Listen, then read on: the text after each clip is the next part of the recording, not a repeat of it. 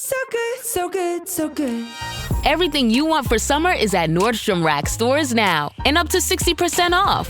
Stock up and save on the brands you love like Vince, Sam Edelman, Frame, and Free People. Join the Nordy Club to unlock exclusive discounts, shop new arrivals first, and more.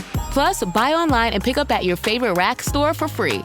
Great brands, great prices. That's why you Rack. Ready to soundtrack your summer? With Red Bull Summer All Day Play, you choose a playlist that fits your summer vibe the best. Are you a festival fanatic, a deep end DJ, a road dog, or a trail mixer? Just add a song to your chosen playlist and put your summer on track. Red Bull Summer All Day Play. Red Bull gives you wings. Visit redbull.com/brightsummer ahead to learn more. See you this summer.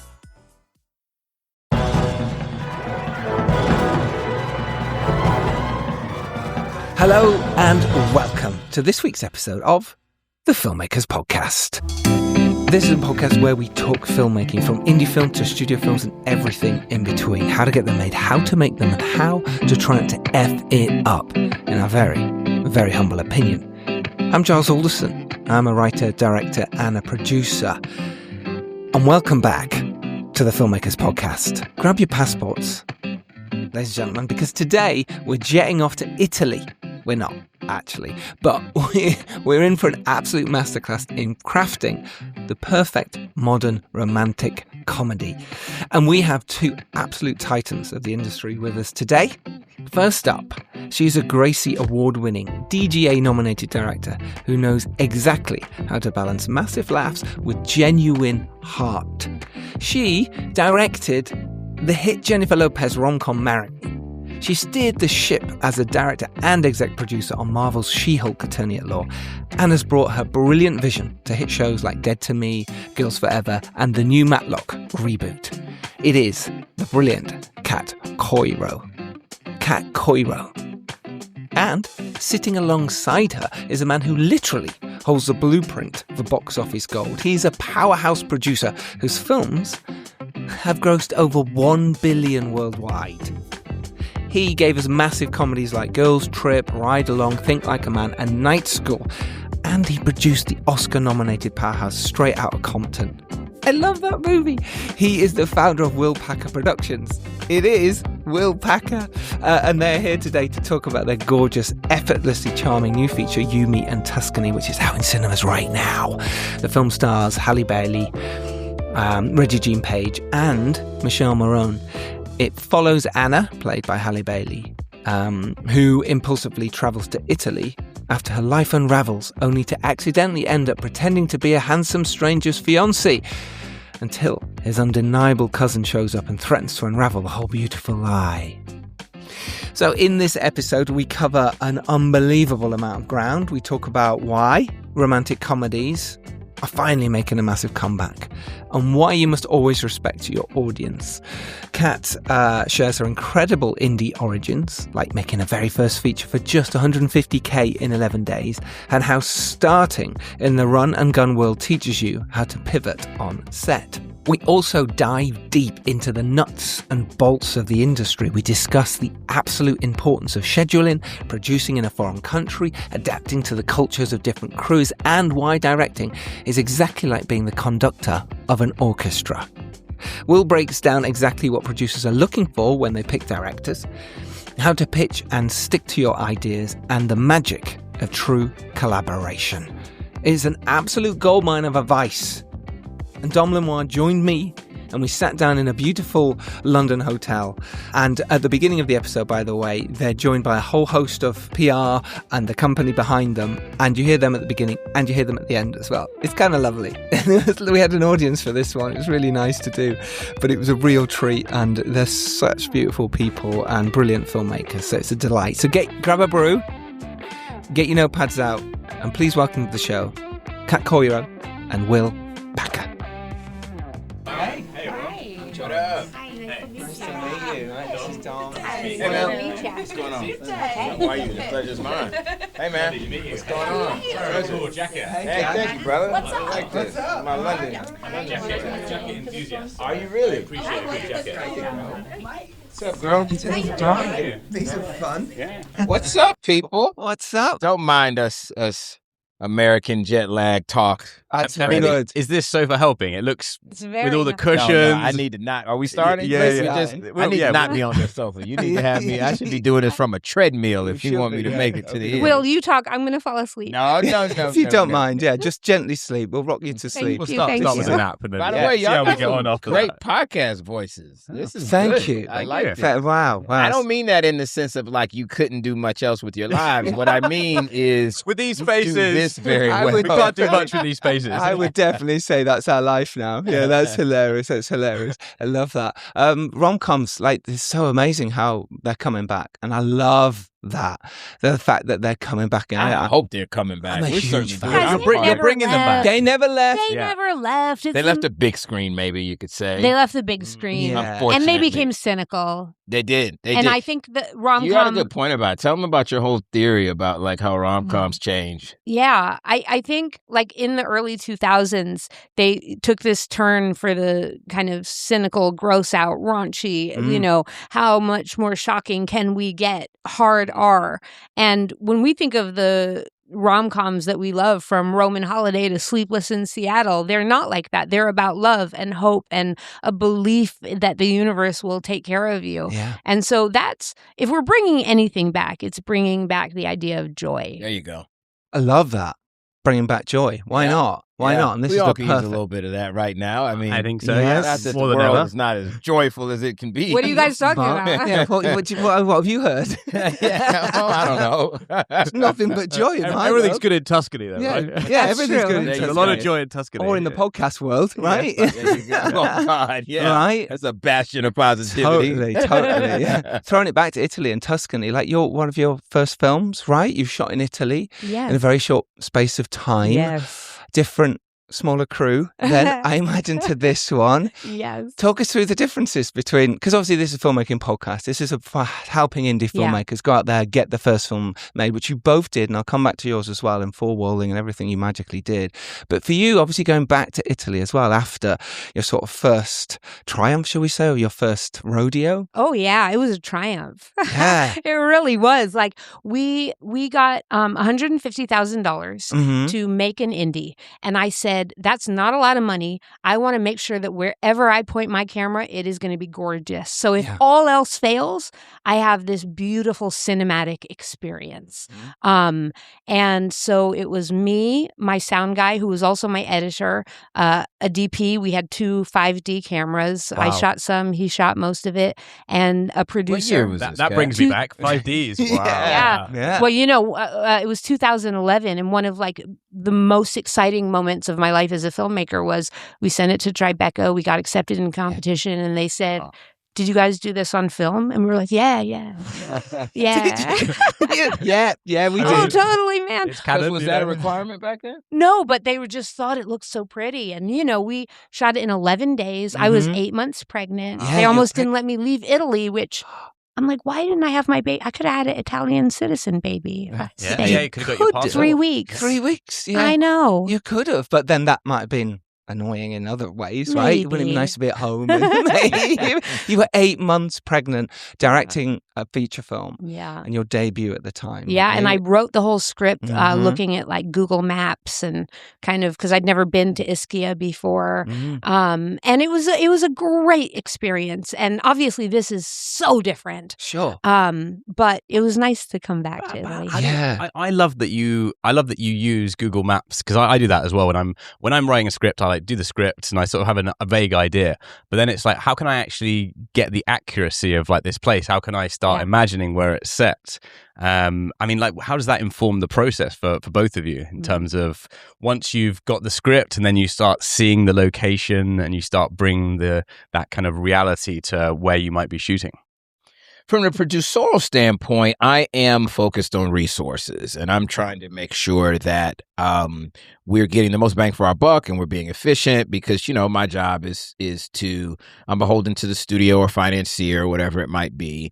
And so I have to try to, while supporting the director's vision, make sure that we're doing it in a way that's responsible. So it's less about like the Google Maps version and a little bit more about the spreadsheets version. Sorry, boys and girls, this is it. It's the reality. Filmmaking is an economic endeavor at the end of the day. Although if those Google Map distances are this far, then yes, that is true. Less good for the Excel sheets. That is very true. Well, I mean, in our Italian film, like one of the big things was how can we find all these locations in Tuscany in a really compact area so we could be responsible. Reduce our transportation, and in the US it'd be Teamsters, but just wherever you shoot, having your drivers not have to work as hard and spending your time shooting instead of putting it on the screen. I mean, that's around. a big thing I think people can appreciate is because if you're spending it on things that people can't see, you're still spending the same money,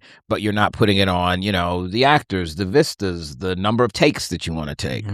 So what's maybe some of the offsets of shooting in Tuscany versus shooting in America? Because maybe accommodation is a little bit less, maybe food costs, certain language barrier, having to learn like the culture of a different crew. So like if Kat and I were shooting in Atlanta, say, like we're up to speed day one, we're ready, probably have worked with a bunch of the folks and we're ready to rock and roll. There is a little bit of a learning curve and getting up to speed with the crews and how they like to work and what the culture is of that environment. Yeah, and we were very conscious, both on the screen and off the screen, of not just being an American production that kind of comes in and uses Italy. Steamrolling, and so it was very much all a conversation. And how do we honor this place that is giving us this incredible, rich world? And how do we bring the, not just the landscapes and the sunrises, but the passion of the people and the authenticity of the food and the energy of this historic place? Yeah, well, I thought you did that so well with You, Me and Tuscany. I really got a sense of place. I got a sense of the food, the vibe, the people. And it was all done in this beautiful little bubble of kind of magic Italian world and the sunsets and the light and the gorgeousness of this sort of romantic comedy that you've created. And it really is fantastic. I really enjoyed it. I suppose the difference then between your sort of run and gun of your first one to You and Me and Tuscany, just touch on that a little more as well for you as a director and how it felt different this time, going back.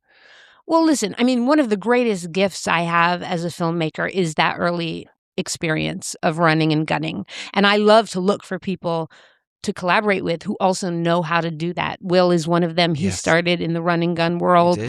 My cinematographer started in documentary. And then we build up and we have more resources and we have more time. But when we come to a pinch, when something goes wrong, we know how to pivot and we know how to move fast and we know how to make quality things within creative constraints. And I will say that I think that's probably a fallacy of people, especially up-and-coming filmmakers. They think, okay, well, you got to do that first indie one. You do it guerrilla style, whatever it takes, run and gun, have to pivot all the time. And then you get studio budgets and, oh, no, it's all good, right? You can just do whatever you want. Oh, no, au contraire, you still have to be able to pivot. And if you are somebody that has come from that guerrilla filmmaking, that indie filmmaking background, it certainly is an advantage because, these days, I don't care what the movie is, all studio budgets are feel the downward pressure of the environment. I'll put it that way. And, our movie is no exception. Every movie, I talk to filmmakers all the time. I talk to filmmakers that do huge budget movies and they still feel like they don't have enough resources because it's all relative, right, to what you're trying to accomplish. So I do say that coming from an indie filmmaking background and having to learn how to make something from nothing is advantageous at every stage of your career. It will always be advantageous for you. It also allows you to really understand everybody's job. And I always use the metaphor that I feel like a conductor of an orchestra. And a conductor has to know how every instrument works. They don't have to be an expert, but they have to understand how the instruments work. And when you work in indie film, like I've been a AD. I have been a dog wrangler. I have Yes. been a costume designer. I have done everything. And then I'm so happy to hire people who are much better at all those things than I am and kind of put all our brains together. Yeah. But I think, like, if I have advice for filmmakers, it's understand all the parts, because you cannot make a film in a vacuum. It is a collaborative art form. That is the best advice ever. I just want to jump in and just please. yes and her, because I have done every job on a movie set, literally every. I don't care what it is. I've held a boom. I've done craft service, all of that. I start off as an indie filmmaker, but it also, number one, yes, you have that knowledge and that flexibility. Also, as a producer, you understand. I remember when I was doing like the first movie where I had a little bit of a budget. It was what we call a negative pickup, where I had to shoot it in the studio, would pay me the money back. And I had a grip company trying to get over on me, and they didn't know that I understood the difference between, back then, an HDMI and a tungsten light. But I did, because I had come from doing everything and having to know it and understand it. It made me such a better producer, because you couldn't get one over on me, because I understood the minutia. I understood the line items of the budget. So that's another thing I would advise folks to do. And also just that collaboration between you two, because you said you've done AD work, which is incredibly important for like knowing when the day gets really short or something goes wrong or you have to change location. Having that understanding of where the money's going, like what shots need to be done, how the schedule's kind of planned out, having that kind of little bit of AD producer mindset. I mean, that must be a really valuable collaboration between you two. You would think, but Kat's impossible. I tell you, she just wants to shoot everything. She wants all her takes. You would think she would understand and be sympathetic to the producerial side of things. Outdoing Fincher. Yeah, we're almost out of time. We don't have time to get the shot. Yes, we do. I need that shot. 60 takes. I mean, that is one thing I've learned in my old age is, you know, like you have to be responsible. Yes. And you have to come in within budget. But at the end of the day, if you don't have the scene, if you don't have the shot, it really doesn't matter that you saved, you know, $10,000 of hot costs on that day. Yeah. And so it's finding that constant kind of push and pull of like, what do I need to make this film the best version of this film, and how do I be responsible and stay within the restraints of the budget? And you know, going to the AD thing, like scheduling is an art. It is not a logistical operation. You know, you start to know your actors and who works better in the morning and who works better in the evening, and when is the light good. And so I think understanding that is something I say to filmmakers. If you don't know how to really schedule, you're missing a huge part of your job as a director. I love that. And the collaboration between your cinematographer as well. So as you first did in your crew on those recce's is so important. Because if you're going there at 11 o'clock, you go, oh, it's the perfect light, and it's scheduled at 4 p.m. Well, the light ain't perfect anymore. Sorry, recce's recce's is like a scout. scouting, right? Yeah, sorry, reconnaissance. No, We I always like have this it. with Americans. Yeah, recce's. Yeah, I mean, it's a weird, weird word, isn't it? Recce. Yeah, it is a Recce. strange one. Yeah, recce. Which is short for Reconnaissance. Yeah. Because I've heard that, you know, Yeah. with our European crews and stuff. I like and it. it's You should just- go with recon. Going on a recon. That's Recon. much cooler. It's Isn't it? pretty cool. It sounds kind of military. Well, it does. That's where the word comes from. Yeah. Military Go with reconnaissance, isn't it? Scouting's better. Thank you. isn't Now it? I understand you. Yes. After all this time, now you Very understand. British, though. Very Go British. Recce. I'm really confused. Yeah, get really confused. This is the first time you guys have worked together in First this. time. Yeah. Yeah. Tell us about we met that. on this project. You met on this project, you, Yeah. me, and Tuscany. Tell us about that, because obviously you're both really established and you've both done incredibly well in your careers so far. What is it when you look to work with a producer or a director? Well, we'll start with you. What do you look for with directors, and what did you see in Kat? Obviously, we can tell her amazing back catalogue, but for you as a producer, what is it that you try and find within each project? Clarity of vision and appropriateness for that project. Everybody is different, every director, every producer, every actor. And you have, you know, some incredible people that can do everything, right? That can do, you know, comedies, dramas, and I'm talking about in front of or behind the camera, horror, it doesn't matter. But you also have some people that are really, really good at certain things and have a specific skill set. And so as a producer, my job is to employ the right folks and put them in a position to win. Kat brought up something really important, which is, it doesn't matter if you came in on budget if the film sucks, if you don't have what you need. And that is so true. And as a producer, you can't be so rigidly, you know, thinking about only the financials and don't deliver a film. I wouldn't have the career I had if my films weren't successful, period, bottom line. And so I need to make sure that I'm working with somebody that's collaborative, that has an incredible work ethic and has a skill set to pull off whatever that particular picture is. And so for me, it's an evaluation with every project of who I want to be in partnership with, because it really is a true partnership. It's a marriage. It is something that you're going to be working with this person a lot. You're not going to always agree. You're not going to always see eye to eye. But ultimately, as long as you have the same goal and vision in mind and you're both working towards that, you can make it work if you both have the skill set to pull it off. Yeah, and do people send you vision decks as well, or is it just a first initial meeting and then let's talk about a specific project? All the things. I tell directors, be fully prepared when you're going in. Have visuals certainly help as a visual medium. So when you come in, that first impression, I always say you have to believe who a director is when they first tell you.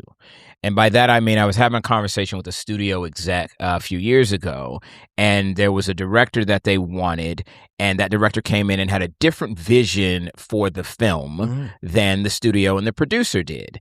And it became clear in the first meeting they didn't see it right away. And the director said, you know what? I get it. I get what you guys are looking for. I can deliver that. Let me tell you how, and adjust it. And then at the end of the day, after they made the film, they made the first film that the director walked in and said that they were going to make. And that executive was telling me, when a director walks in and tells you what their vision is, that's the film they're going to make, whether it's fair or not to directors.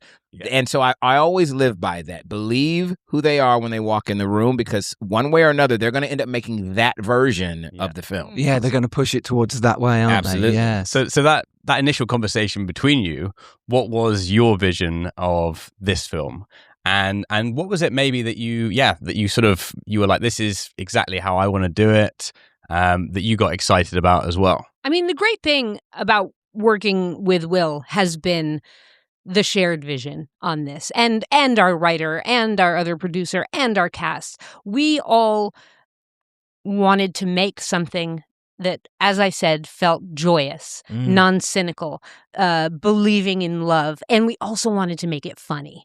And that's something that, like, Will and I would be on set, and as soon as it gets too earnest and leans into the sappy, then we kind of come in and undercut it with a joke. And that was something that we brought in a collaborative way to this film together. And, this was an easy one in terms of the partnership, really. We really did see eye to eye from the beginning. And that has a lot to do with the clarity of the script and the understanding of the genre. We've both worked in this genre before, and so that was pretty easy from my perspective. But Kat is very collaborative, and not all directors are. I mean, it is she is correct. There was definitely the vision was shared early on. And she walked in with a resume that spoke for itself. It does, yes. But then, and this is also for up and coming filmmakers, once you're in, battle, right? And obviously I use that term knowing the where we are in the world. So friendly battle. Yeah. Filmmaking battle. But when you're in the trenches, so to speak, you have to realize that that's when you really see who someone is, because you're up against time, you're up against light, you're up against all these various challenges. Kat is super collab. She is someone that she's got her monitors. I'm at the producer monitors, and she'll run over there. What do you think? Do you think we got it? Do you think? And some directors are just like, I don't want to hear any outside voices because I know what I want, and this is all I want. But you're gonna be better as a director if you're able to maintain your clarity of vision while also being collaborative with your partners. You have to be able to trust your partners. So she wouldn't come to me, my other producer, Joanna Byer, who works for me, she wouldn't come to us if she didn't trust us. And she would come and say, what do you think? You think we have it? Is there something we should adjust? And that collaborative process made the film better. But she leads that, because if she's not open to it, it's ultimately hers. It is the director's movie. It is their baby. If you're able to be collaborative, you will be a better director. I cannot stress that. But the reason that I feel able to be collaborative is also because I have a strong vision and I prepare like nobody's business. I mean, I have an ironclad shot list plan. You know, you can go look at my notes, and all the blocking that you will see in the movie that feels organic and in the moment is planned to the T. And then what that allows me to do is to let go, find moments of magic, have input. Yes. And then, you know, when you're working with someone whose input you really value, like there's some of my favorite moments in the movie come from, you know, conversations between me and Will. Like there's the moment at the end where the ladies are in the tour bus, and we had the moment with the sprinklers in the middle of the film, and then we talked about bringing them back. And Will said, if we wet her hair at the end, my audience in Decatur, Georgia is going to say, come on, what about her edges? He's not that fine. He said it. I laughed out loud and said, well, that has to go in the movie. And it also, it pluses the movie. It enhances it. And so that's an example of just kind of like, you know, talking and finding moments of authenticity in the collaboration. But I think that's down to trust as well, because if you're the kind of director that doesn't listen, then it's like you're only ever your own point of view, and it's not, you know, the producer has years of experience. They see things differently. Your cinematographer sees things differently. You know, you try and take advice from every HOD, and if you don't, you can kind of get locked in a little bit, and then that maybe places you outside of that wider understanding of. Well, also, I hope that my cinematographer is better at framing shots. I hope that my production designer is better at designing a room. You know, I hope that my producer is better at understanding the world market. And that's, you know, that is the job, is like take all the big brains and get the best out of them. And you know, that is a confidence thing. And I think when people don't want to hear input, it's usually insecurity. Yeah, exactly. Yeah. Bonjour, compadre. It's the Priceline Negotiator. How do I negotiate so many great travel deals? My greatest gadget, the Priceline app. It's got hotel deals, flight deals, rental car deals, all of those deals in a bundle. Deals, game day deals, concert trip deals. No one deals more deals than Priceline. Hold your horses, there's more. The app lets you filter hotels by neighborhood, vibe, star level, and amenities like pools and spas and beachfronts and... Wait, I'm not done. Stop cutting me off. Priceline. Have you ever rearranged your furniture and discovered the carpet underneath looks brand new while the rest of it looks, well, not so new? It's time for a carpet upgrade. At the Home Depot, we have stylish choices at simple prices from all the top brands. Best of all, we can install it for you, starting at only 49 cents per square foot. So all you have to do is pick your perfect floor. Start your carpet project today at the Home Depot. How doers get more done. Exclusions apply for licenses. See homedepot.com/license numbers. At first, I didn't think it was real. I woke up to this blinding light, and I was transported to another place. Pluto TV! Then I heard a voice. Come with me if you want to live. There were thousands of movies and shows, and they were all free. The truth is out. It's just so beautiful. On Pluto TV, free streaming of Terminator 2, Fringe, Arrow, The 100, and The X-Files may cause excitement, loss of sleep, and sudden belief in extraterrestrials. No credit cards or alien encounters necessary. Pluto TV. Stream now, pay never. Yeah, exactly. And just to touch on Toi, I think I'm pronouncing that correctly. You your are. first film. Yeah. Beautiful French. You're going back. Thank you. We're going back. Just because of the four-walling instant and theatrical now as opposed to streaming. Yeah. And the fact that you got off your ass and did that yourself and went round and found the audience for your film. Just touch on that a little bit about how you did it, just for inspiration for Yeah, that's how I started. My very first film after college. I shot a small movie when I was still in undergrad. And then afterwards, shot a movie, could not get distribution. And I always say, if you want to have what others don't, you got to be willing to do what others won't. And so we shot this independent movie for about $75,000. Wow. And we then, Hollywood could care less. There weren't any big stars in it. And you know, and I certainly wasn't a big name as a filmmaker. And so myself, my producer, my directing partner, we drove city to city to city. First thing we did was we snuck into the exhibitors convention. At the time, it was called Show West. It's now called CinemaCon. Some people may know that. Still out in Vegas. Snuck in on a press pass. Had a buddy that worked for a magazine. You got to do whatever you got to do, guys, right? Yeah. Had a buddy worked for a magazine. He gave me a press pass. I snuck into CinemaCon. Yeah. And I met all these exhibitors, and I met people who worked for AMC and Regal and Carmike, all these various theater chains. And I got like the numbers to like the number 2 or 3 person who would talk to me.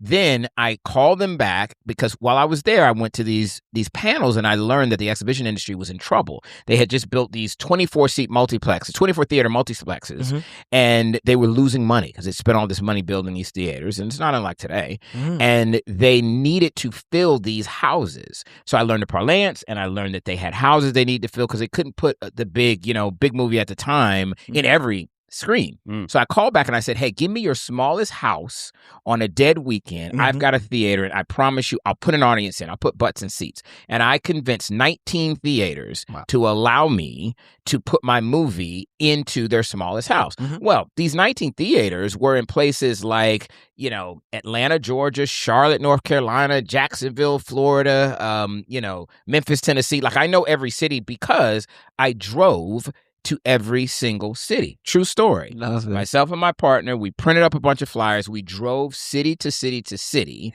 And we showed our movie, and we only had those 19 prints, and we would show them at every one, right? And we would promote the hell out of it that weekend, sneaking into radio stations or nightclubs or wherever we could. Anybody. With flyers, right? With literal flyers, flyering cars in parking lots, right? And so we would put flyers on all the cars at the nightclubs on a Saturday night, and then we go to the churches on Sunday night and put flyers on it. And they'd be the same cars, guys.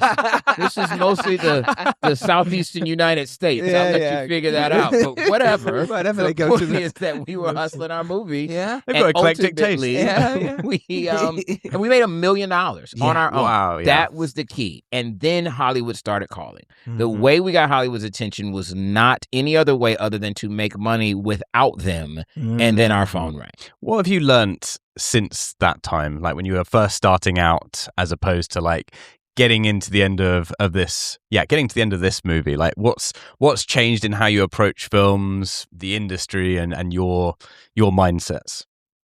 So much has changed with regards to the industry. My approach has not changed at all. I still very much am that guy that drove city to city hustling and handing out flyers, except now the flyers are social media posts, city to city. I fly. I'm not driving around in a Ford Excursion truck, but it still takes that hustle, and I still very much believe you have to take it to the audience. You have to go out and touch people. You have to make people feel like this is for them, and you're not just putting up ads and saying, oh, I hope you like it. Like, you still have to be very active. I still have that very same approach. I mean, that's something that Will and I also share, is a respect for the audience. Like, we are not making this for ourselves, although we crack ourselves up and entertain ourselves, and that's often a bellwether of like, does it work, does it not?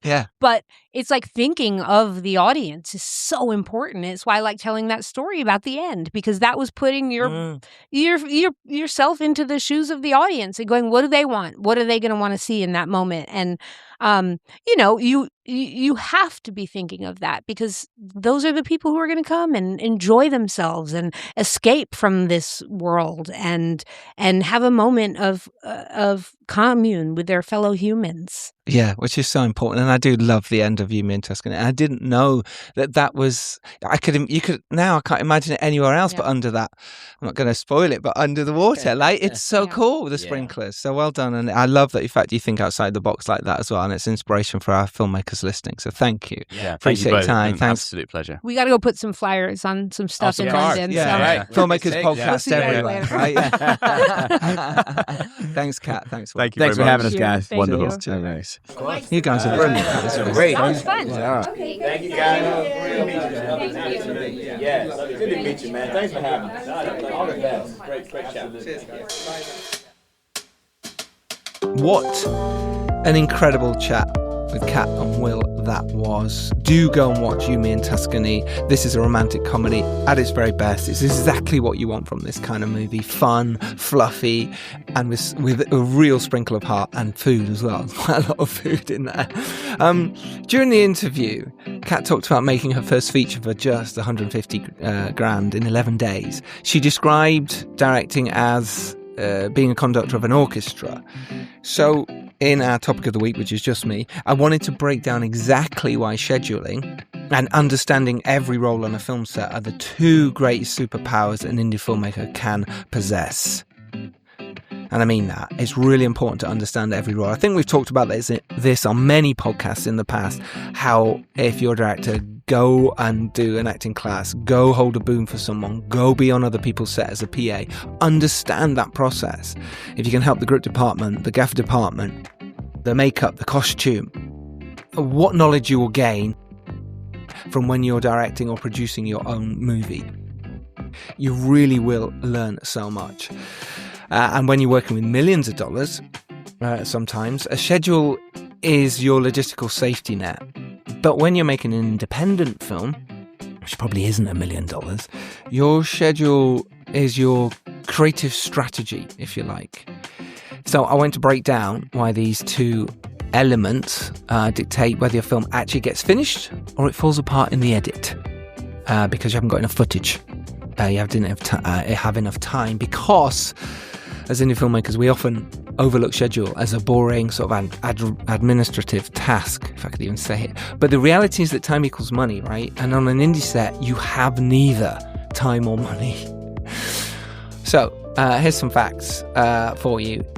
There's a cross-boarding secret because studio films can afford to shoot chronologically. Indie films cannot. High-end scheduling relies on cross-boarding, which means shooting out a location entirely before moving on. So if you're shooting the climax of your movie on day one, and that is where another part of the scene is of your movie, you need to shoot all that on day one because it's a huge set piece. It might be at a waterfall or it might be at a location you can only get one. So it means you might have to shoot the climax of your movie on day one and then the opening of your scene on day two, for instance.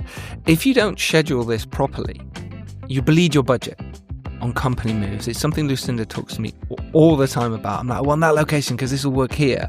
We're sitting down my first AD, often Joe Stringer, and he will say, yeah, well, we can, but then we've got to travel from here to there, and we can probably fit it in. And Lucinda will go, no, it's a company move.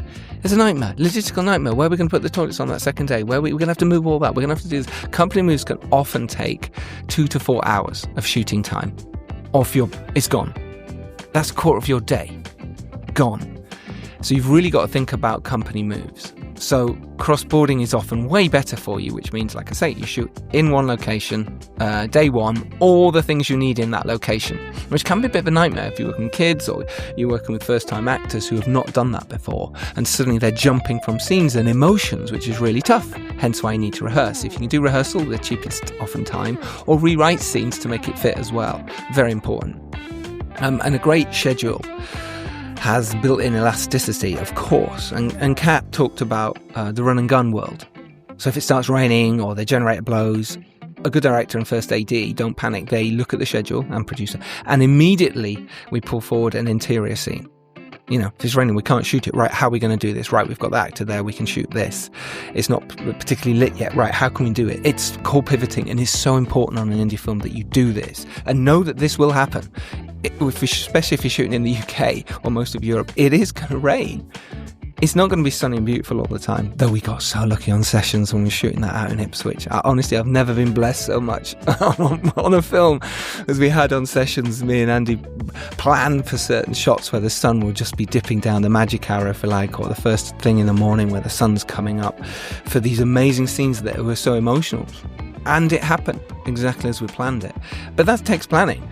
But it could have rained on both those days and we'd had to shoot it inside, or we couldn't have shot the ending outside. We'd have had to shot in the rain. How do you do that when it's raining and everyone's really up against it? You don't want to do it. But if you can shoot inside, you have to pivot and you have to plan for that. And a good director, good producer will have all these in the back of their mind. Hopefully your first is on top of this, because when you're directing, you've got so much going on in your head that you can't possibly think about everything. But the idea is don't panic. Right? Don't panic when this happens, because otherwise, if you do, it can bankrupt, the film. It can suddenly fall apart. You haven't got the footage. You haven't got what you need. You still keep going, well, we'll wait for the rain to stop. No, shoot something else. Especially if you know it's going to rain for the rest of the day, or the location falls apart, or you haven't got this prop you need. You have to pivot. This is a great quote I found. A schedule is not just a list of what we are shooting. It is the financial translation of the script. I don't even know where it came from, but I think it's great. It's classic producing adage. You cannot direct effectively if you don't understand the financial reality of the ticking clock. By the way, is it schedule or schedule? Someone will tell me, please. Write it in the comments below. I think it's schedule. Anyway, let's talk about the director as a conductor here. And Kat Coiro nailed it. Director is the conductor of an orchestra. You don't need to know how to play the cello better than your cellist, but you absolutely must know what the cello is supposed to sound like and how it fits into the symphony. So therefore, like I said before, you must learn every role, the language of your department. If you don't understand what a gaffer or a grip actually does, you can't communicate with them correctly. If you ask your DP, for a moody, high contrast look, you need to understand that setting up negative fill or flagging off lights, it takes time. And understanding that physical labor it will take on your crew stops you from setting unrealistic expectations. And I suppose we have to be brutally honest, as we are as much as we can on this podcast. When you're young or first-time director, some seasoned crew members might try and walk all over you, especially if they don't think you're controlling their set or if they think they can do it better than you. And often in most cases, they do know way more than you, so you do have to listen to them. But if they tell you we can't get that shot in 20 minutes, but you've worked as a sparker or camera assistant in the past, you know whether they're telling the truth or they're just trying to wrap early. And that's your bullshit detector. And you'll know that with the feeling you get from them. Respect breeds hustle, right? The number one reason indie crews will work 12-hour days for minimal pay is because they respect the vision. They respect your vision and your leadership. And when a director knows how heavy a sandbag is or understands laying track will take that amount of time and how difficult it is to get it absolutely smooth and perfect so there's no bumps, or why the sound mixer needs 60 seconds for room tone, and the crew feels seen, they understand how long this will take, that you're not stood there going, why is this taking so long? And they will bleed for a director, producer, first AD who respects their craft. This quote is from Orson Welles, which I really like. He says, a writer needs a pen, an artist needs a brush, but a filmmaker needs an army. And you, dear listener, cannot lead an army if you do not understand what the soldiers in the trenches are actually doing. So, your homework for this week. Do you want homework? I just said give you homework. Why not? Here's your homework. If you're a director, get on a set as a runner. Go shadow a production designer. Talk to the sound mixer. Get in that costume department. Spend a day with the makeup department. Learn what they do. And as you then sit down to plan your next short, your next feature, treat your schedule with the exact same reverence you treat your script. It is the blueprint that will keep your film alive. It will keep it on the rails and keep your dream alive.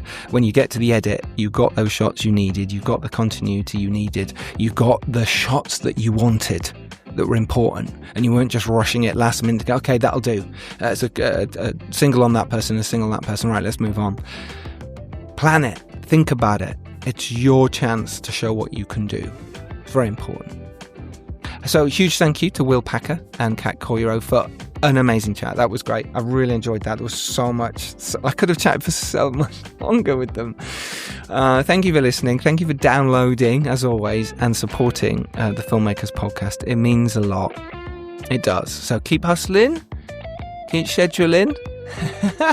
Go make your movie. And if you're lucky enough to rise up and do well, it is your duty to send the schedule back down and the elevator as well, and teach those below you and help those as well along the way. Right, we will see you next week when we have Ian Tuason on. Oh, this was a great chat. His film is so good. Undertone, the sound design, the shot design of this movie, which is pretty much all set in one house with pretty much just two people in it, and one of them's pretty much dead on a bed. It is excellent. I love this movie. It had so much going for it and so much to say. And I had a brilliant chat with Ian about how he created that, how he did it on a very low budget in his parents' house, who had died in that house as well. We talk about that. And also how he got the job on the next, not Blair Witch, Paranormal Activity movie. He's directing that as his next movie. A24 picked up this undertone. It's brilliant. You're going to love it. That's next week for you. Until then, though, take care, go make your films, make it happen, and we will see you on the other side. Take care. Bye.